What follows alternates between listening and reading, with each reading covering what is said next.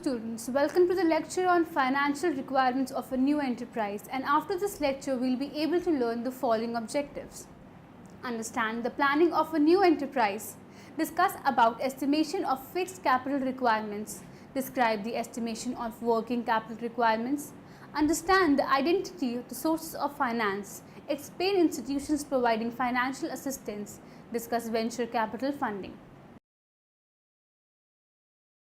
When starting a business, sources of finance can be crucial to success or failure. This is just as true for social entrepreneurs as it was standard business. Each source of finance has different eligibility criteria and focus, so it is important to find the one that best matches one's business circumstances. The type of finance available will be dependent on legal structure and the amount of money needed. Let us first understand the planning of a new enterprise. An enterprise plan is a written description of one's business future. That is all there is to it. A document that describes what one plans to do and how one plans to do it. If one jot down a paragraph on the back of an envelope describing his business strategy, one has written a plan, or at least a germ of a plan. Enterprise plans can help perform a number of tasks for those who write and read them. They are used by investment-seeking entrepreneurs to convey their vision to potential investors. A good enterprise plan follows generally accepted guidelines for both form and content. There are three primary parts to an enterprise plan. The first is the business concept, where one discusses the industry, business structure, particular product or service, and how to plan make the enterprise a success. The second is the marketplace section, which describes and analyzes potential customers, who and where they are, what makes them buy, so on. Financially, the financial section contains the income and cash flow statement, balance sheet, and other financial ratios such as break-even analysis. An enterprise plan consists of 7 key components: executive summary, business description, market strategies, competitive analysis, design and development plan, operations and management plan, financial factors. The enterprise plan, depending on what one is using it for. A useful enterprise plan can be any length, from a scroll on the back of an envelope to, in the case of an especially detailed plan describing a complex enterprise, more than 100 pages. A typical enterprise plan runs 15 to 20 pages, but there is a room for wide variation from that norm. The purpose of the plan also determines its length.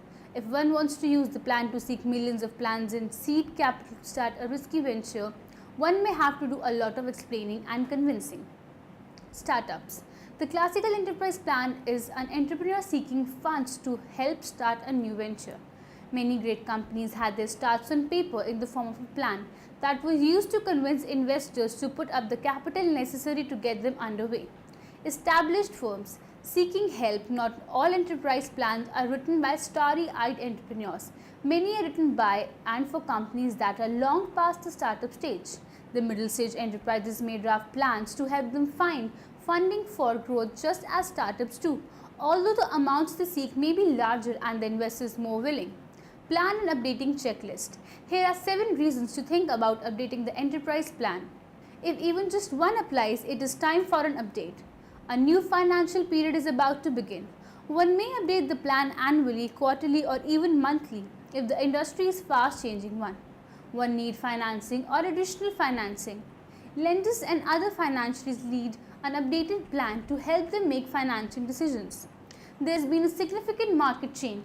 Shifting client tastes, consolidation, trends among customers, and altered regulatory climates can trigger a need for plan updates. The firm develops or is about to develop a new product, technology, service, or skill. If the business has changed a lot since one wrote his her plan the right first time around, it is time for an update. One has had a change in management. New managers should get fresh information about the business and goals. One company has crossed a threshold, such as moving out of the home office, crossing the millions of sale marks, or employing 100th employee. One's old plan does not seem to reflect reality anymore. Maybe one did a poor job last time, maybe things have just changed faster than his or her expected. But if the plan seems irrelevant, redo it. Let us move further. Our next topic is estimation of fixed capital requirements. But before, let me ask you all the question. What does fixed capital mean? It has been indicated that a company should be properly capitalized and that the actual capital should be neither more nor less than the amount which is needed and which can be gainfully employed. Before approaching the capital market to collect finance, it is essential to determine or estimate the capital requirements of the company. Fixed capital is an assets or capital investments that are needed to start up and conduct business, even at a minimal stage. These assets are considered fixed in that they are not used up in the actual production of a good or service, but have a reusable value. Fixed capital investments are typically depreciated on the company's accounting statements over a long period of time, up to 20 years or more. Examples include factories, office buildings, computer servers, insurance policies, legal contracts and manufacturing equipment, anything that is not continually purchased in the course of production of a good or service. The amount of fixed capital needed to set up a business is quite variable, especially from industry to industry. Some lines of business, by their nature, require high fixed capital investment. Common examples would include industrial manufacturers, telecommunications providers and oil exploration firms. Fixed capital investments typically don't depreciate in the even way that is shown on income statements. Some devalue quite quickly, while others have nearly infinite usable lives. But the depreciation method allows investors to see a rough estimate of how much value fixed capital investments are contributing to the current performance of the company. While determining the total capital requirements of a company, the following points should be considered well. Cost of fixed assets. Fixed assets like building plant and machinery, furniture, etc. form a major proportion of total capital requirements, mainly in capital-intensive industries. These assets are permanent assets. Cost of current assets. Current assets include stock in trade, debtors and bills, receivable, cash in bank balance, etc. Promotional expenses. Promotional expenses are incurred in formation and incorporation of a company. These expenses include expenses on preliminary investigations, legal and technical advice, drafting and printing of several documents and statements like memorandum and articles of association, etc. Cost of financing. Cost of finances includes expenses on the procurement of capital fund. Cost of intangible assets. A new company sometimes has to acquire goodwill patent rights from an existing company. These expenses should also be taken into account while estimating the capital requirement of a new company. Cost of developing business. Often a large company takes some time before it starts generating profits. The operating loss is likely to be incurred in the initial stage of its operation or before it reaches break-even point. No profit, no loss line are the costs of developing the business. Here, a short overview of the fixed asset concept. I would like also to remind that usually fixed assets are called plant assets. So it depends which sites or which textbooks you read. When we talk about fixed asset, it is an asset which has a long life. So it's long-lived resource. Business use such asset in the production of goods or services. And such asset provide benefits to the business for the period longer than 1 year. So this asset is not consumed in the activities of the business during a year. And such asset, it has limited useful life. So that period during which the asset provide benefits to the business is called useful life. And the question is why this useful life is limited. And the reasons might be different. First of all, of course, the asset wears and tears. So this is a decline in value of the asset when it is used in the activities of the business. The other reason, it can be obsolescence. The asset can be new, however, not economically efficient, or due to technological changes, it cannot be used anymore in the activities of the business. And also limited life. Some assets have just limited life. Fixed capital and its determinants. Fixed capital is that portion of the capital which is represented by the fixed assets such as building a plant and machinery, furniture, etc. These assets are used in the business for meeting the permanent needs of the company. These assets are not for sale and are meant again and again for generating revenue. The amount of fixed capital in a required business concern can be determined on the basis of the following considerations. Nature of business. An industrial or a public utility concern requires a large amount of the fixed capital as compared to a trading concern. Type of manufacturing process. Processing, analytical and synthetically industries require a larger amount of fixed capital than assembly and service industries. Scale of operation. A large-scale manufacturing unit requires a larger amount of fixed capital than an industrial unit carrying on its operation on small scale. Mode of acquiring fixed assets. Mode of acquiring fixed assets determine the need of fixed capital. Technique of production. The technique of production also affects the total requirements of fixed capital. Now let us discuss about estimation of working capital requirements. But before that, let me explain you the meaning of working capital. Working capital.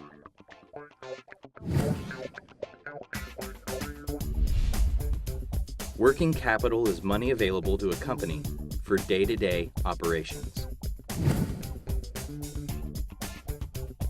The formula for working capital is current assets minus current liabilities. Let's take a look at a balance sheet for company XYZ.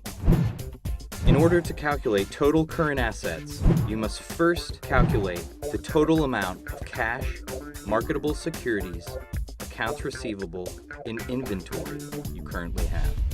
In order to calculate total current liabilities, you must calculate the total amount of accounts payable, accrued expenses, notes payable, and current portion long-term debt. Using the working capital formula and the information from the balance sheet of company XYZ, we can calculate that XYZ company's working capital is $95,000. Working capital is a common measure of a company's liquidity, efficiency, and overall health. Because it includes cash, inventory, accounts receivable, accounts payable, the portion of debt due within 1 year, and other short-term accounts, a company's working capital reflects the results of a host of company activities, including inventory management, debt management, revenue collection, and payments to suppliers. Positive working capital generally indicates that a company is able to pay off its short-term liabilities almost immediately, while negative working capital generally indicates a company is unable to do so. One of the most significant uses of working capital is inventory. The longer inventory sits on the shelf or in the warehouse, the longer the company's working capital is tied up. When not managed carefully, working capital shortages cause many businesses to fail, even though they might actually turn a profit.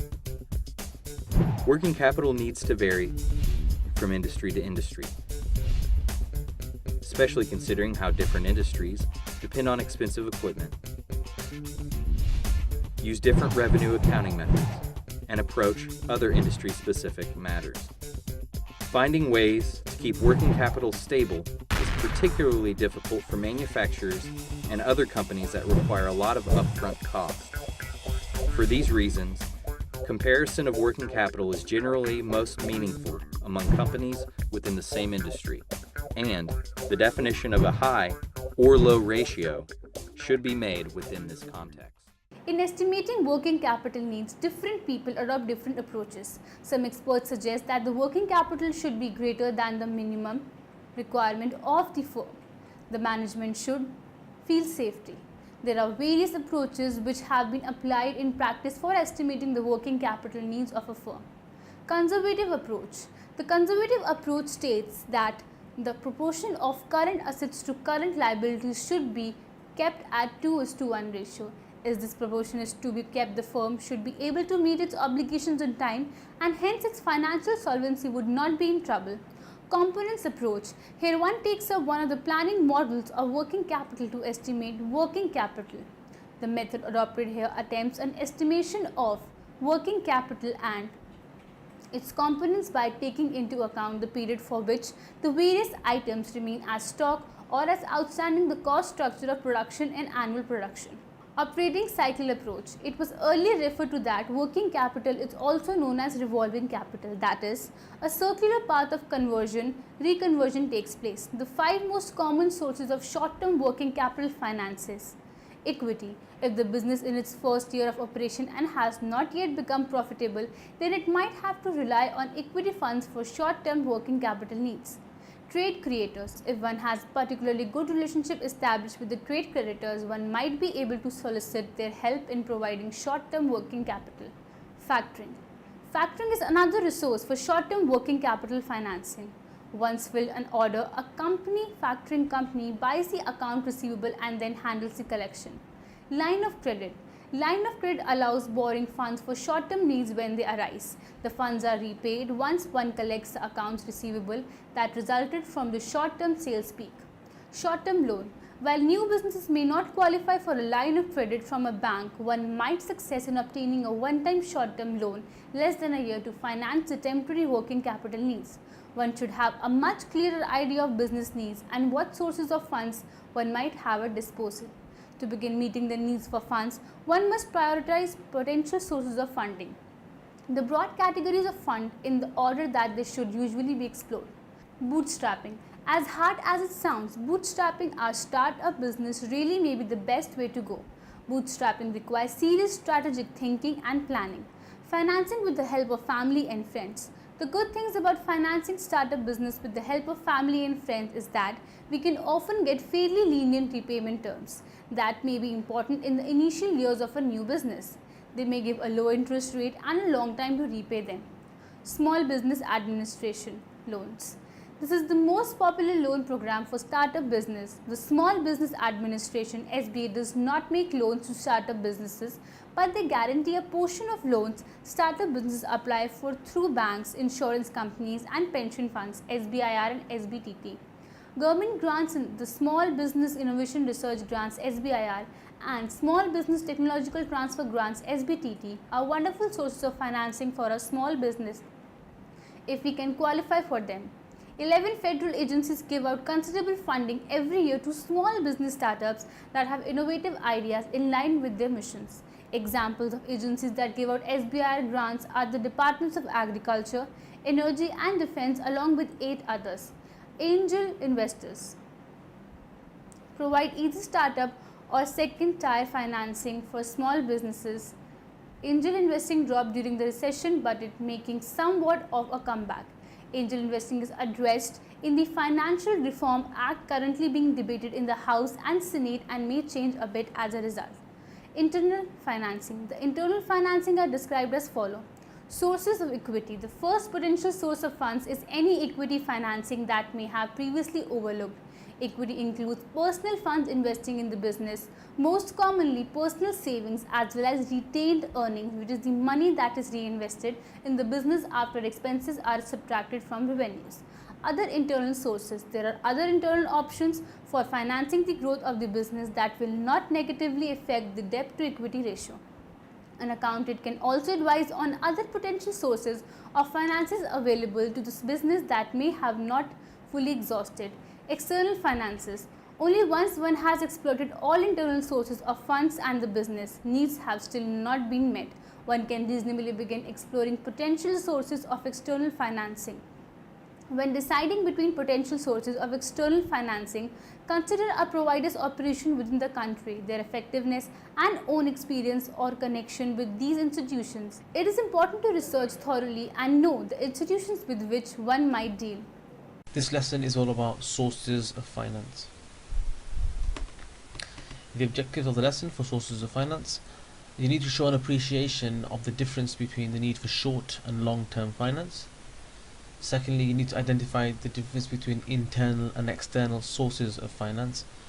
And lastly, you're going to be able to explain the main factors and reasons which affect the methods of finance chosen by a particular business. So what are the different reasons and choices the business has to make when they choose a source of finance?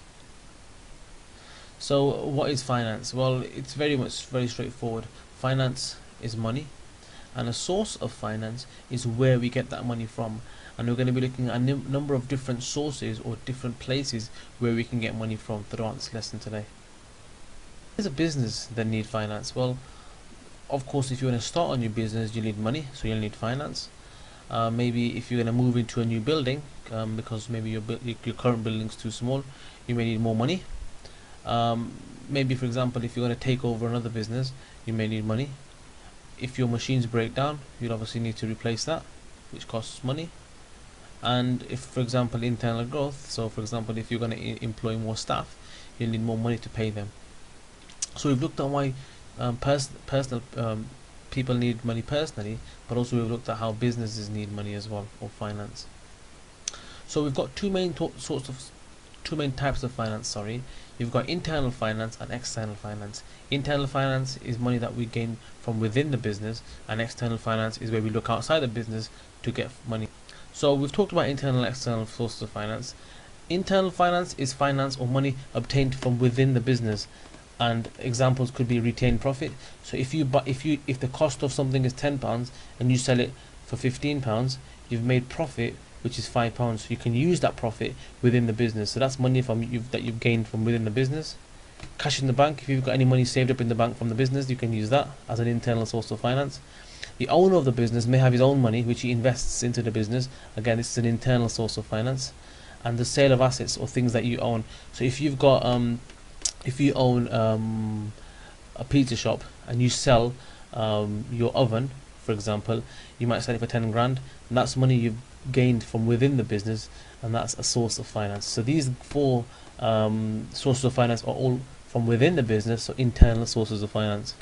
Sources of loan like equity debt can come from a variety of sources, including lines of credit from banks or loans, from specialized social lenders like most listed in the marketplace, commercial banks, finance companies and microfinance institutions. The two main sources of debt or sustainable SMEs are local commercial banks and specialized social lenders. Both have different terms, conditions, costs and requirements that must be met, and each has different pros and cons. Borrowing from local banks instead of foreign institutions usually has some strong advantages when possible and might prove useful for certain parts of a business transaction, in particular where warehouse, receipt-based lending is offered. International social lenders, on the other hand, may prove best for providing unsecured harvest financing, sufficient export credit or trade finance. Because they are lending for social rather than economic reasons, they will sometimes offer better rates, lower collateral requirements, and will be more flexible when determining a repayment structure. Collateral: all lenders will require some security or collateral to ensure loan payment. Collateral can take the form of property such as land, buildings, raw materials, finished goods, stocks, or other assets such as receivables. Collateral serves as protection for the lender against loan default by the borrower in the event that a borrower does not repay the loan. The lender is able to seize the assets pledged as collateral and use the proceeds from the selling the assets or repay the loan. A lender will not lend funds equal to the full value of the collateral provided because it may not be able to sell the asset for its full value in case of default. Also, it is unlikely a lender will accept assets as collateral if they have already been pledged to another institution. Guarantees: a potential borrower with insufficient collateral may be able to supplement their collateral through a third-party guarantee. Guarantee funds exist to help specific types of business obtain access to financing in spite of a lack of sufficient collateral. There are three main types of guarantees. Loan transaction guarantee: a loan guarantee, also known as transactional guarantee, supplements a particular borrower's collateral in the case of a particular loan with a particular lender. Portable guarantee: a portable guarantee supplements a particular borrower's collateral without being specifically associated with a particular lender or loan. Portfolio guarantee: a portfolio guarantee supplements a number of borrowers' collateral in their transactions with the specific lender. Financial sector plays an indispensable role in the overall development of a country. The most important constituent of this sector is the financial institutions, which act as a conduit for the transfer of resources from net savers to net borrowers, that is, from those who spend less than their earnings to those who spend more than their earnings. National level institutions: a wide variety of financial institutions have been set up at the national level. They cater to the diverse financial requirements of the entrepreneurs. They include all India development banks like IDBI, SDBI, IFCI Limited, IIBI, specialized financial institutions like IVCF, ICICI Venture Funds Limited, TFCI investment institutions like LIC, GIC, UTI, etc. All India Development Banks (AIDBs) includes those development banks which provide institutional credit to not only large and medium enterprises but also help in promotion and development of small-scale industry units. Industrial Development Bank of India (IDBI). It was established in July 1964 as an apex financial institution for industrial development in the country. Industrial Finance Corporation of India Limited (IFCI Limited). It was the first development finance institution set up in 1948 under the IFCI Act in order to pioneer long-term institutional credit to medium and large industries. General Insurance Corporation of India (GIC). It was formed in the pursuance of the General Insurance Business Nationalization Act 1972 (GIBNA) for the purpose of superintending, controlling and carrying on the business of general insurance or non-life insurance. State level institutions. Several financial institutions have been set up at the state level which supplements the financial assistance provided by the All India institutions. They act as a catalyst for promotion of investment and industrial development in the respective states. They broadly consist of state financial corporations and state industrial development corporation. State financial corporations (SFCs). They are the state level financial institutions which play a crucial role in the development of small and medium enterprises in the concerned states. State Industrial Development Corporations (SIDCs). They have been established under a Companies Act 1956 as wholly owned undertakings of state governments. They have been set up with the aim of promoting industrial development in the respective states and providing financial assistance to small entrepreneurs. Let us move to the next concept, venture capital funding. Venture capital is the fund initial capital provided to the business typically at the startup stage and many times for new underestimated ideas. Venture capital normally comes in where the conventional sources of finance do not fit in. Venture capital funds are mutual funds that manage venture capital money. That is, these funds aggregate money from several investors who want to provide venture capital and deploy this money in venture capital opportunities. This is Jack, recent graduate, professional engineer. Lately, Jack's been thinking about his cell phone. That's because every time he tries to call someone from the cottage, he invariably loses reception. But Jack thinks he might have a solution. He's designed a chip. It's no bigger than a fingernail, but Jack says with this chip, a cell phone could receive signals from twice the distance that a regular cell phone can. But it's just an idea. And if Jack wants to prove his theory, he needs to find some money. Chips like this don't make themselves. So he takes his idea to the bank, but they won't give him anything. Jack doesn't have much of a credit rating, and he's got nothing to put up as collateral. The bank can't be sure they'll get their money back. Dejected, but not deterred, Jack makes his way up to the 4th floor of a downtown office building. There he meets Jeannie, a venture capitalist. Jeannie sees a lot of promise in Jack's super chip, so she agrees to give him $500,000, more than enough to get production started. But Jeannie has some conditions. First, she wants to own 60% of the company, and second, she wants to have the final say on all important company decisions. That's fine with Jack. He accepts the conditions, Jeannie gives him the money, and they're off to the races. Jack builds his first chip, and it's a huge success. In less than a year, he's providing chips to every major cell phone company in the country. But Jeannie thinks the chip has gone as far as it can go, so she tells Jack it's time to sell the company. She finds a buyer, and the company sells for $15 million. Since Jack owns 40% of the company, he gets 40% of the profits, or $6 million. The remaining $9 million goes to Jeannie. Now in the end, let us summarize what we have learned in this lecture. The purpose of the plan also determines its length. If one wants to use the plan to seek millions of money in seed capital to start a risky venture, one may have to do a lot of explaining and convincing. Enterprise plans tend to have a lot of elements in common, like cash flow projections and marketing plans. Before approaching the capital market to collect finance, it is essential to determine or estimate the capital requirements of the company. The conservative approach states that the proportion of current assets to current liabilities should be kept at 2:1. Efficient working capital management is one which ensures continuous flow without any interruption, hold-ups at any of the stage referred and involves as far as possible a rapid completion of the revolutions.